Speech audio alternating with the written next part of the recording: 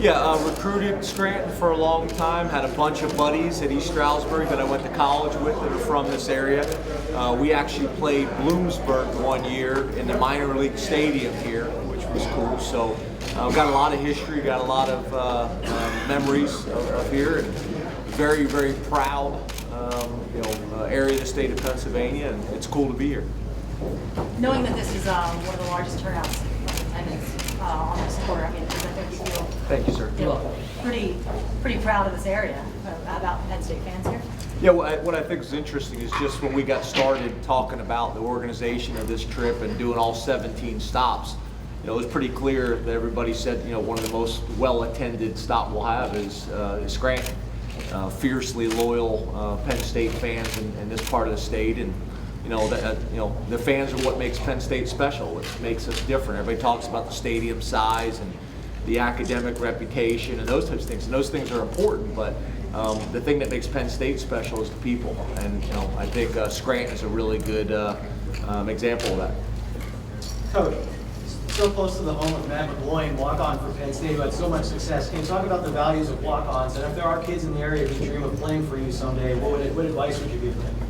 Well, first of all, very proud of those guys and the careers they had at Penn State and continue to have. I look forward to getting to know those guys better. Matt was at the spring game. I got the chance to see him for a little bit, which was awesome. But you look around the country, walk-ons have significant impacts everywhere.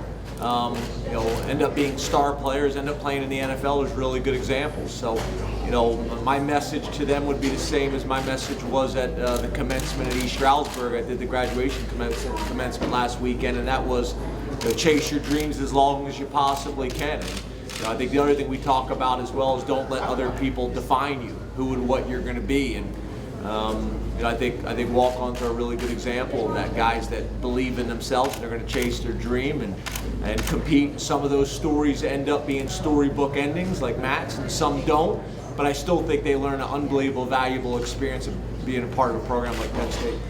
Coach, go ahead. You have some players from the area, from this area on the team now. Wortman, Thomas said he's a walk-on. You brought in some other walk-ons. What kind of player do you typically get from this area? Is there a kind of a style that you see out of players in this area that you like? Well, I haven't been at Penn State long enough to kind of talk about that specifically. The thing I would say is Pennsylvania in general, probably specifically Scranton, is you're going to get blue-collar, hard-nosed guys. They're going to be very appreciative of the opportunity that they have at Penn State, and they're going to maximize their experience. And that's how I want our program to be.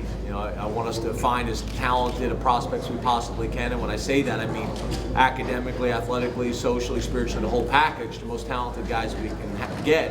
And then it's our job to help develop them and maximize their experience there. And I think with a blue-collar, hard-nosed mentality, you're going to be able to do that.